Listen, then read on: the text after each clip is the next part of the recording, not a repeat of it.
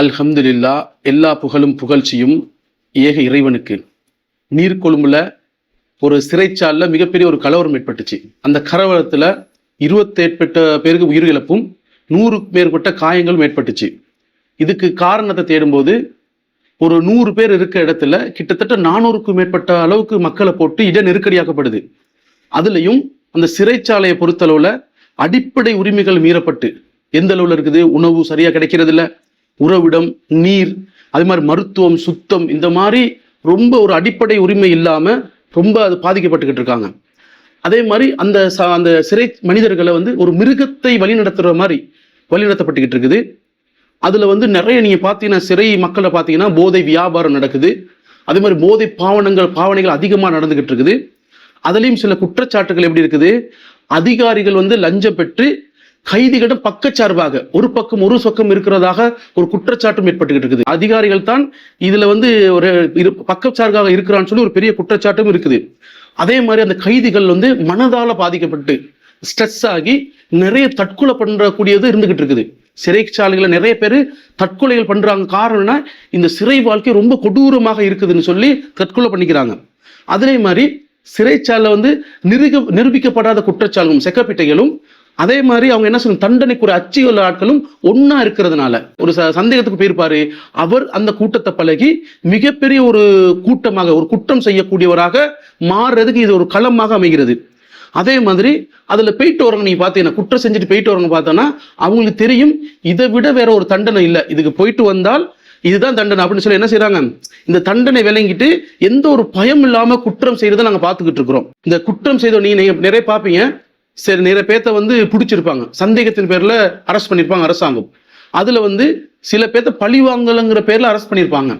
சில டைம் ஏதோ ஒரு அடிப்படையில சந்தேகத்தின் அடிப்படையில் அரெஸ்ட் பண்ணது அவங்களோட உள்ளம் பாதிக்கப்பட்டு மீண்டும் வரும்போது இதைவிட நான் என்ன செய்யணும், இது ஒரு செய்யாத குற்றத்துக்கு போயிட்டே செஞ்சு இதை விட ஒரு பெரிய குற்றம் செய்யணுங்கிற ஒரு உறுதியோட வரக்கூடிய சமூகத்தை நாங்க பாக்குறோம்.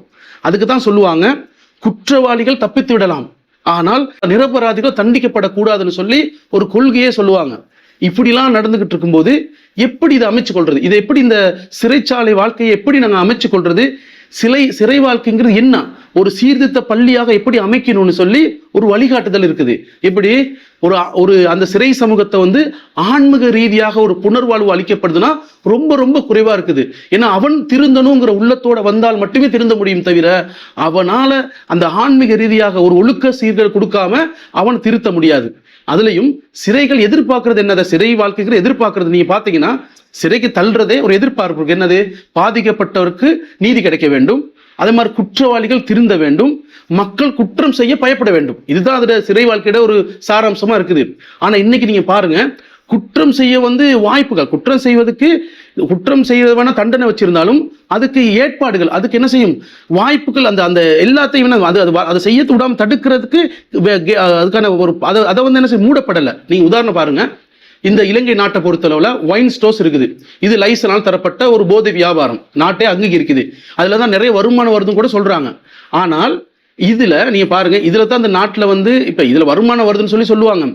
ஆனால் நீங்க எப்படி ஒரு சட்டம் போடப்பட்டிருக்குன்னா, குடிச்சால் எந்த குற்றம் இல்லை, குடித்துட்டு வாகனம் ஓட்டினால் தண்டனை கொடுக்கப்படும். பாருங்க எப்படி முரண்னு சொல்லி ஒரு குற்றம். இதை இந்த நாட்டு எந்த இந்த நாட்டில் சொல்றாங்கன்னா, இந்த பெரிய பெரிய குற்றங்கள் நாட்டில் வீணாகிற காரணமே கிட்டத்தட்ட இந்த போதைக்காக, மது போதைனால 50% குடும்பங்கள் பாதிக்கப்படுதுன்னு சொல்லி ஆய்வுகள் சொல்லுது.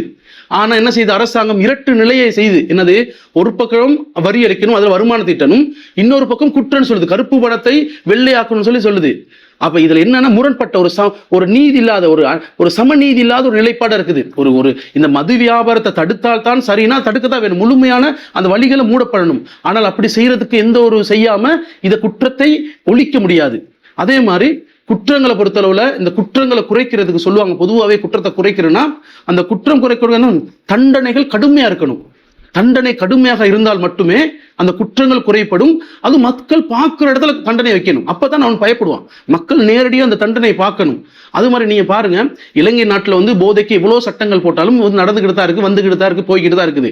அதுக்கு சில வாய்ப்புகளை, மன்னிப்புகளை கொடுக்கலாம், ஓனிங் கொடுத்துட்டு கடைசியா சரி வரலையா மரண தண்டனை கொடுத்தால் இதில் வந்து கட்டுப்படுத்த முடியும் தவிர வேற ஒரு எந்த வழியாலையும் இது கட்டுப்படுத்த முடியாது. அதே மாதிரி விசாரணையை துரிதப்படுத்துறது இல்லை. அவசரமாக ஒருத்தர் போனா உள்ளுக்கு என்ன அவசரமாக அதை முடிச்சு அதுக்கான தீர்ப்பு கொடுத்தா அந்த சமூகம் என்ன செய்யும், அந்த குற்றத்திலிருந்து குறைய வாய்ப்பு இருக்குது. அதான் சொல்லுவாங்க பிரிசன் ஆஃப் யூனிவர்சிட்டி அல்லது சொல்லுவாங்க கிரைம் யூனிவர்சிட்டின்னு சொல்லுவாங்க. இந்த இந்த ஒரு ஒரு ஒரு சிறைச்சாலைங்கிறது யூனிவர்சிட்டி சொல்லுவாங்க. என்ன காரணம்னா பல்துறையில ஒரு தவறாக ஒரு மனிதன் தவறு செஞ்சு ஏதோ ஒரு இடத்துல தவறாகி வந்திருப்பான். ஆனால் அந்த தவறை அவன் அதை தவிர அவனுடைய சிறந்த ஒரு அறிவும் அவனுடைய திறமையும் இருக்கும். அதனால என்ன செய்யணும், அந்த விஷயத்துக்கு வாய்ப்பு கொடுத்து அவனுடைய திறமையை அந்த சமூகம், அந்த அரசாங்கம் அதை பயன்படுத்துறதுக்கு அந்த அரசாங்கம் நினைச்சிருச்சுன்னா அதை யூனிவர்சிட்டியாகவும் பயன்படுத்தலாம். அல்லது என்ன செய்யலாம், கிரைம் குற்றத்தையே சமூகம் குற்றமாக்கையும் பயன்படுத்த முடியும்னு சொல்லி சில ஆய்வாளர்கள் சொல்றாங்க. அதே மாதிரி நீங்க பாருங்க, இதால வந்து டிராபிக் சின்ன சின்ன வழக்குகளுக்கு பாதிக்கப்பட்டிருப்பாங்க, உள்ளுக்கு இருப்பாங்க, 2 வருடம் 3 வருடம் சல்லி கட்ட முடியாம இருப்பாங்க. இவங்களெல்லாம் உள்ளுக்கு இருக்க போதையை அருந்தக்கூடியவாக வீணாகக்கூடியவளாக இருந்துகிட்டு இருக்கிறாங்க. இவங்களுக்கு என்ன செய்யணும், ஒரு சமூக ரீதியாக நன்மையை எதிர்பார்த்து அவங்கள இது மறுவாழ்வு கொடுத்து ஆன்மீக ரீதியாக கொடுத்து அவங்களுக்கு தடையை கட்டி அவங்கள சமூகத்தோடு அவங்களோட குடும்பத்தோட அரவணைக்கிற வேலையை நாங்கள் செய்யணும். அதே மாதிரி இறைவன் அல்ல அல் குர்ஆன்ல 76வது அத்தியாயம் 8வது வசனத்தை சொல்றான், அவனை நேசத்துக்காக, இறை நேசத்திற்காக ஏழைகளுக்கும் அனாதைகளுக்கும் சிறைப்பட்டவர்கள் உணவளிப்பார்கள். ஏன்னா அந்த சிறைப்பட்டவர்களை அரவணைச்சு உணவு கொடுத்து பாதுகாத்து அவர்களுக்கு புனர்வாழ்வு கொடுத்து சீர்திருத்தம் செய்யக்கூடியதை இஸ்லாம் அதை அனுமதிக்குது. அதே மாதிரி நீங்க நினைச்சுக்கலாம், வந்து இந்த சிறைச்சாலையை வந்து இல்லாமக்கிறதுங்கிறது எங்கேயும் இல்லை, இல்லாமக்க முடியாது. ஆனால் அதை முறையை சரியான முறையாக அந்த சிறைச்சாலையை ஒரு சீர்திருத்த பள்ளியாக ஒரு மாற்ற வேண்டும் தவிர ஒரு குற்றம் பழகக்கூடிய, குற்றம் செய்யக்கூடிய ஒரு இடமாக ஆக்கக்கூடாது என்று கூறி எனது உரையை முடித்துக் கொள்கிறேன்.